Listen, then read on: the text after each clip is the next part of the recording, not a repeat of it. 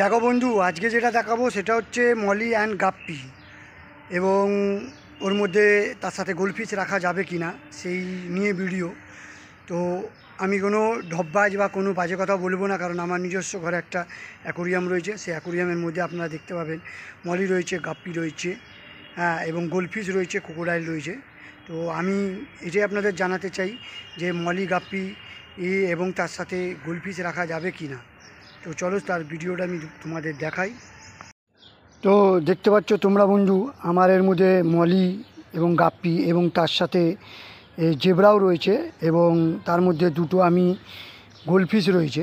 তো কিভাবে ছাড়বে সেটা তোমাদের আগে আমি জানাই।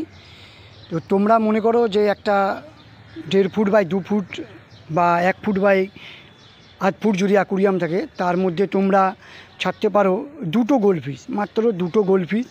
এবং তোমরা 5টা থেকে 6টা বা 1 ডজন তোমরা মলি, গাপ্পি এবং জেব্রা যা হোক ছাড়তে পারো তোমরা। এবং একটি ক্রোকোডাইল, তোমরা নিশ্চয়ই জানো যে ক্রোকোডাইল অ্যাকোরিয়ামের মধ্যে যে ফাঙ্গাস বা নোংরা জিনিস বা শ্যাওলা পড়ে সেগুলো খেয়ে পরিষ্কার করে দেয়। তো তোমাকে একটা ক্রোকোডাইল ছাড়তে হবে এবং 1 ডজন বা হাফ ডজন 8টা মতন মলি, এবং তার সাথে তোমাকে ছাড়তে হবে দুটো গোল্ডফিশ।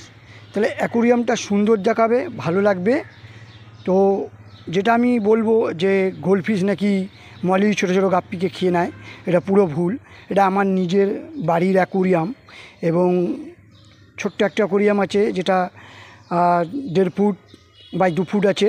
তো এর মধ্যে আমি 1 ডজন মলি রয়েছে, গাপ্পি রয়েছে, আর 6টার মতন জেব্রা রয়েছে এবং দুটো গোল্ডফিশ। তো কারোর কথা না শুনে তোমরা রাখতে পারো। কখনোই গোল্ডফিশ মলি এবং গাপ্পিকে খাই না, এটা ভুল কথা। তো তোমরা রাখতে পারো গোল্ডফিশ দুটো, বাকি মলি এবং জেব্রা এইগুলো তোমরা রাখতে পারো। গোল্ডফিশ রাখলে অ্যাকোরিয়ামের সৌন্দর্য খুব সুন্দর লাগে, এবং যে যখন আসবে আপনার ঘরে ছোটো মাছের সাথে যদি দুটো বড় এক গোল্ডফিশ দেখে, সে কিন্তু আপনাকে ভালোই বলবে এবং আপনার ঘরের সৌন্দর্যটাকে বাড়িয়ে তুলবে। তাই বলি, অ্যাকোরিয়ামের মধ্যে আপনারা দুটো গোল্ডফিশ রাখতে পারেন। সুন্দর দেখুন, আমি অ্যাকোরিয়ামের মধ্যে গোল্ডফিশ, মলি, গাপ্পি সবই একসঙ্গে রেখেছি। তো কেউ কাউকে খায় না, এটা ভুল কথা। তার জন্যই এই ভিডিওটা বানানো, আপনারা দেখুন।